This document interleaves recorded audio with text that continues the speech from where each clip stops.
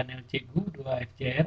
Pada kesempatan kali ini akan memberikan video pembelajaran tentang kelas 11 di semester 2, yaitu tentang pengertian gelombang dan jenis gelombang mekanik, yang mana pada pembahasan ini akan dijelaskan pada video pembelajaran berikut ini.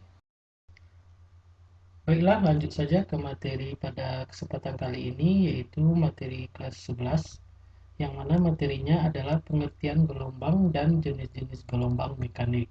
Yang mana pada tujuan pembelajaran yang akan dicapai setelah melihat video pembelajaran ini, yaitu yang pertama, siswa dapat mengerti pengertian tentang gelombang, kemudian menganalisis jenis-jenis gelombang.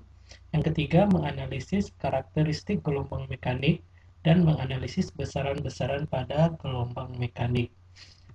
Peta konsepnya yang itu materi pokok bahasannya itu tentang gelombang mekanik, kemudian sub pokok bahasannya yaitu berdasarkan arah getarnya ada dua, yaitu gelombang transversal dan gelombang longitudinal. Kemudian besaran pada gelombang mekanik itu yang akan kita pelajari yaitu amplitudo, frekuensi, periode, panjang gelombang, fase gelombang, cepat rambat gelombang, dan energi. Kemudian berdasarkan sifatnya ada refraksi, refleksi, interferensi, dan difraksi. Baiklah, gelombang itu pengertian gelombang, maka gelombang adalah getaran yang merambat. Seperti ini gambarnya. Jadi gelombang itu adalah getaran yang merambat. Lebih kurang seperti ini. Kemudian ada lagi jenis-jenis gelombang yang mana berdasarkan mediumnya. Jadi ingat ya, berdasarkan medium untuk merambatnya gelombang dibedakan menjadi dua gelombang. Jadi berdasarkan mediumnya, maka gelombang terjadi dua, yaitu gelombang mekanik, yang mana gelombang mekanik itu memerlukan medium untuk merambat. Kemudian contohnya gelombang bunyi dan gelombang air. Jadi berarti ada mediumnya. Kalau bunyi berarti bunyi itu sendiri udara. Kemudian kalau gelombang air adalah air. Kemudian ada lagi berdasarkan mediumnya gelombang elektromagnetik, yang mana gelombang yang tidak memerlukan medium untuk merambat. Contohnya adalah gelombang cahaya, sinar X, dan gelombang radio. Jadi dalam dia tidak ada medium, berarti kalau di luar angkasa itu kan tidak ada medium, maka dia bisa ada gelombang di situ, baik gelombang cahaya, sinar X, dan gelombang radio. Kemudian berdasarkan arah getarnya. Jadi berdasarkan arah getarnya, gelombang terbagi menjadi yaitu gelombang transversal dan gelombang longitudinal. Nanti kita pelajari lebih jelasnya. Kemudian berdasarkan amplitudonya. Jadi gelombang terbagi menjadi gelombang berjalan dan gelombang stasioner atau gelombang berdiri. Nanti ini akan kita bahas juga.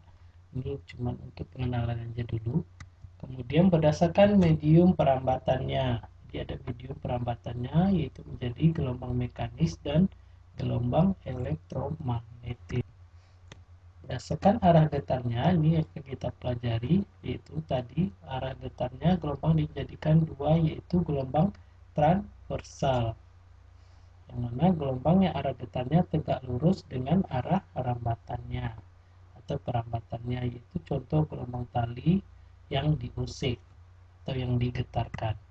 Contohnya seperti ini, ada arah getarnya yang ini ada atas ke bawah, kemudian di arah rambatnya. Jadi kalau tali kita usik, kita hentakkan, maka dia akan membentuk gelombang seperti ini. Mana arah getarnya atas bawah, sedangkan arah rambatannya ke kanan. Kemudian gelombang transversal menjadi bagian dan besarannya seperti berikut. Ini seperti ini, hampir sama.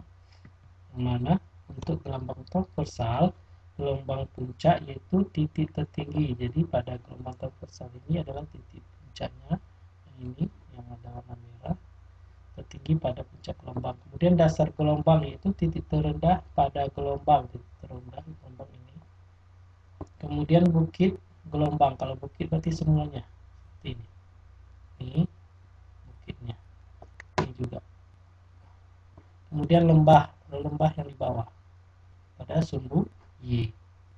Kemudian amplitudo gelombang yaitu simpangan terbesar gelombang atau tinggi puncak gelombang. Ini. Jadi nanti di sini ada A-nya.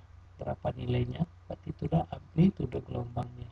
Kemudian panjang gelombang yaitu jarak antara dua puncak gelombang yang berturut-turut atau jarak antara dua dasar gelombang yang berturut-turut. Jadi sebuah gelombang terdiri dari sebuah bukit dan sebuah lembah.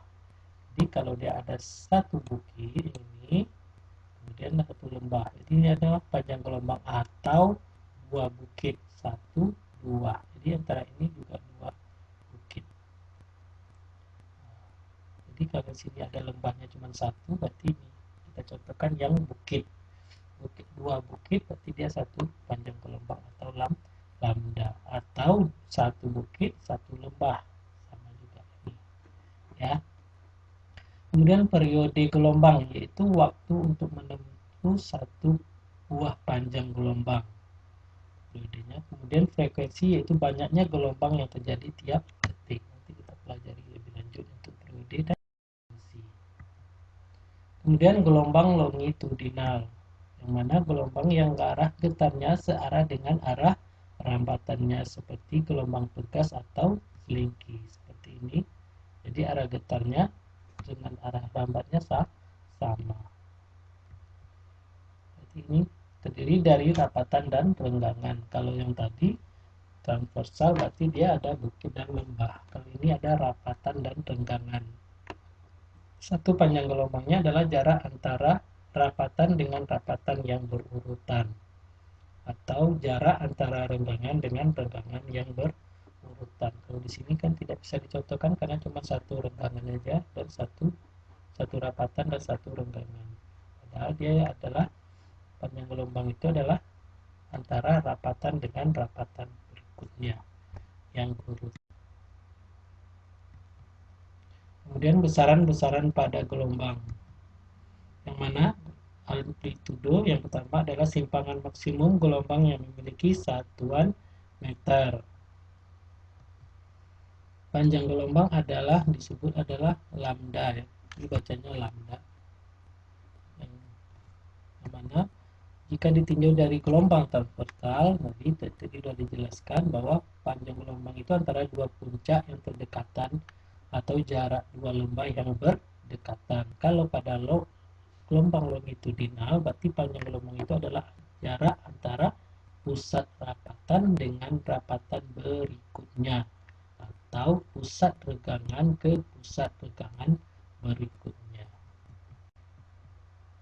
Kemudian frekuensi gelombang, ini sudah juga dipelajari di kelas 10 tentang gerak melingkar kalau nggak salah.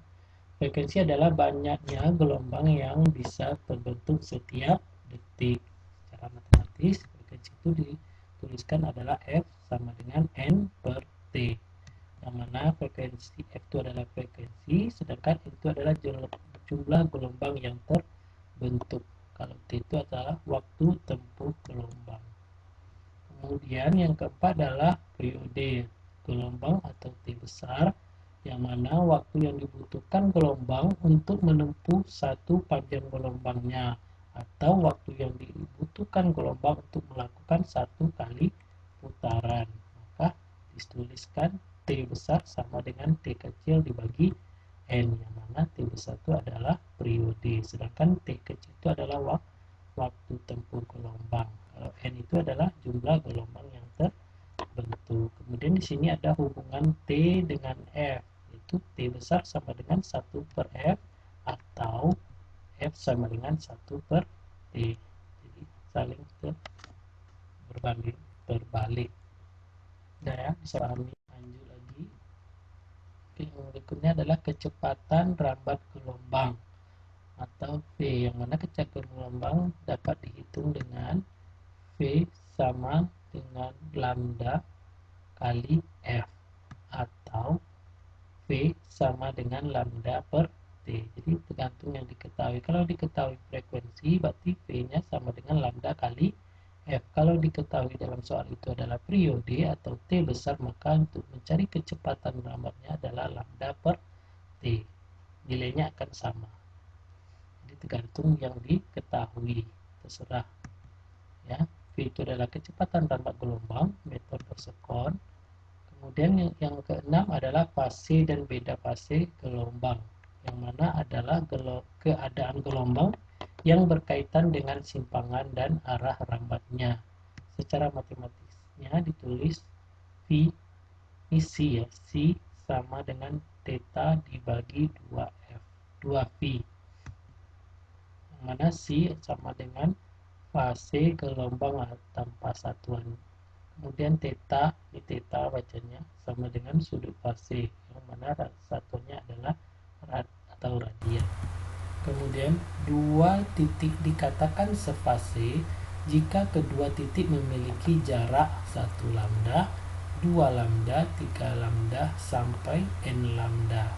Jika kedua titik akan memiliki amplitudo dan arah gerak yang sama, dua titik dikatakan berlawanan fase jika kedua titik berjarak setengah lambda, 3/2 lambda, 5/2 lambda sampai ke 2n dikurang setengah lambda.